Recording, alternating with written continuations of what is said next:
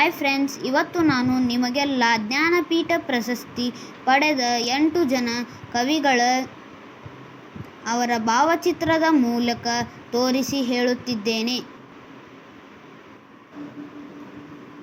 ಕುವೆಂಪು,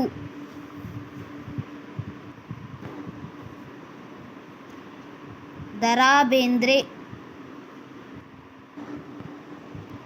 ಇವರು,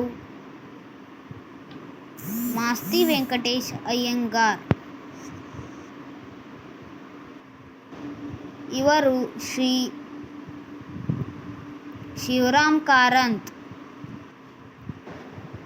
ಇವರು,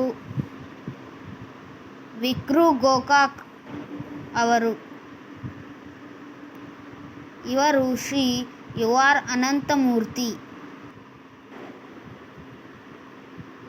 ಇವರು, ಗಿರೀಶ್ ಕಾರ್ನಾಡ್ ಅವರು ಇವರು, Chandrashekhar Kambar. Thank you friends.